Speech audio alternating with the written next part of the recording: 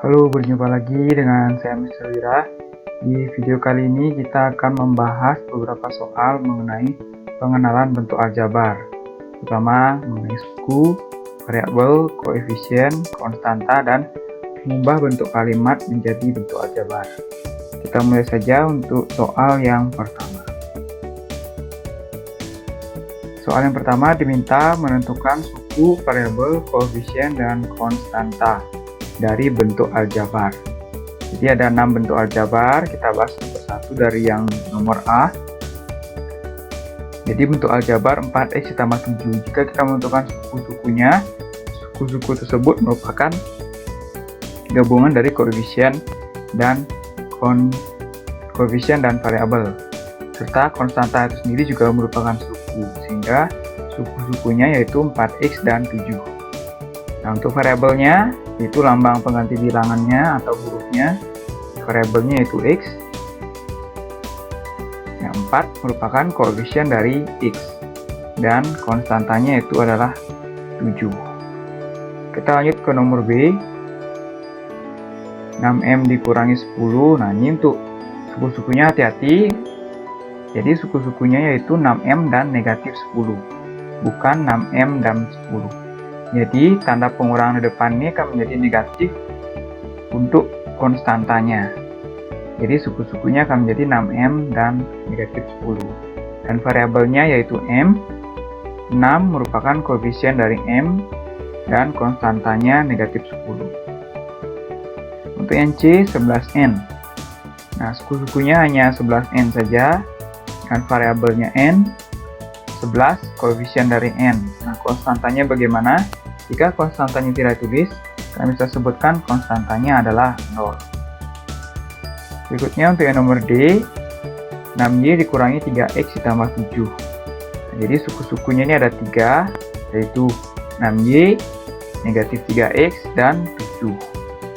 Nah, untuk variabelnya ada 2, x dan y saja.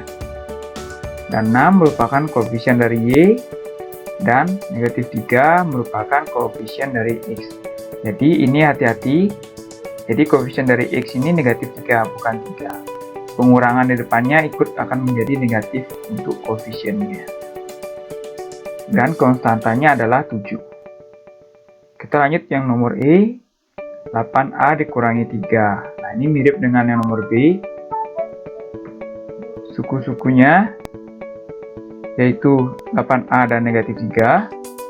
Variabelnya yaitu a.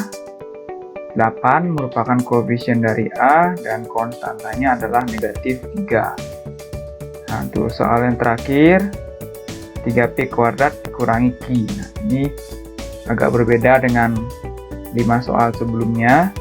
Jadi suku-sukunya ini 3p kuadrat dan negatif q. Nah, variabelnya merupakan hurufnya p dan q. Jadi pangkatnya ini tidak diikutkan. Jadi variabelnya tidak tanpa pangkat 2. Jadi variabelnya adalah p dan q saja. Dan 3 merupakan koefisien dari p pangkat 2. Nah, koefisien dari q juga ada, yaitu negatif 1. 1 ini biasanya tidak dituliskan. Jadi kita tentukan negatif 1 merupakan koefisien dari q. Dan yang terakhir konstantanya 0. Ini tidak ada konstanta, kita sebutkan konstantanya 0. Jadi dalam menentukan suku, variabel, koefisien, dan konstanta, kalian harus lebih teliti lagi di beberapa poin penting yang tadi bisa sampaikan. Kita lanjut ke soal nomor 2. Nah, soal nomor 2 diminta untuk mengubah kalimat-kalimat tersebut menjadi bentuk aljabar. Kita mulai nomor A. Di suatu bilangan jika dikalikan 4 kemudian dikurangi 2, hasilnya adalah 10. Jadi masing-masing kalimat atau masing-masing kata ini kita ubah menjadi simbol atau bentuk aljabar. Nah, suatu bilangan kita bisa anggap dengan variabel, misalkan A, boleh huruf lain, dikalikan 4, kita simbolkan sini kali 4, dan dikurangi 2 hasilnya adalah 10. Itu dikurangi 2 sama dengan 10. Langkah terakhir tinggal kita gabungkan saja beberapa part ini. Akan menjadi bentuk aljabar seperti ini. A kali 4 dikurangi 2 sama dengan 10. Atau bentuk yang lebih sederhana, 4A dikurangi 2 sama dengan 10. Tidak perlu mencari nilai A-nya, karena hanya diminta bentuk aljabarnya saja. Nah, dengan A ini melambangkan suatu bilangan. Kita lanjut yang nomor B. Jumlah dari suatu bilangan dan 6 lalu dikalikan dengan 11. Nah, bagaimana bentuk aljabarnya?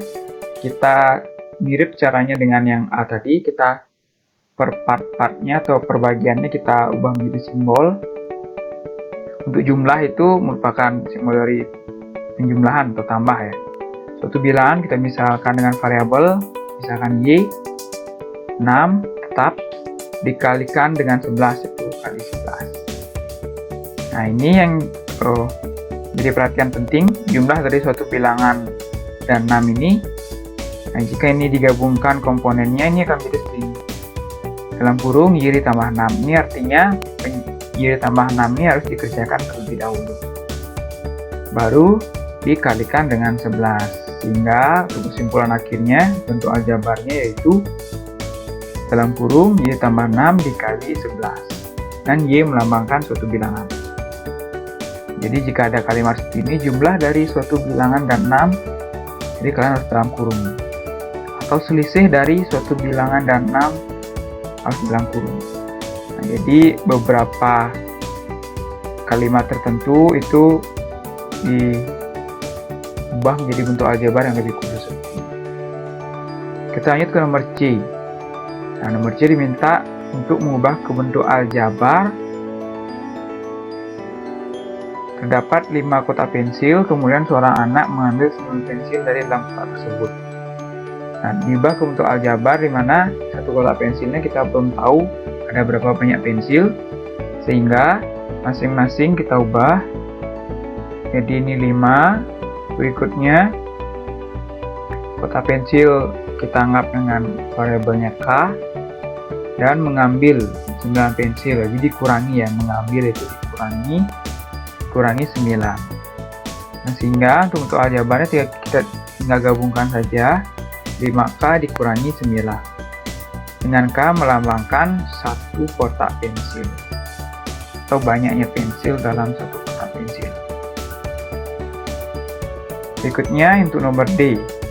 2 kali panjang tongkat sama dengan 204 cm. Nah, ini sebenarnya lebih mudah daripada yang nomor C. Kita perhatikan. Jadi 2 kali kita lambangkan seperti itu, 2 kali, dan panjang tongkat kita misalkan dengan variabel, misalkan P sama dengan 204 cm. Nah, kita misalkan sekarang tinggal kita gabungkan saja. 2 kali P sama dengan 204, atau lebih sederhana 2P sama dengan 204.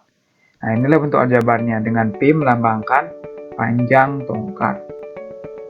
Oke, semoga kalian paham mengenai beberapa soal pengenalan bentuk aljabar. Silakan dilatih lagi.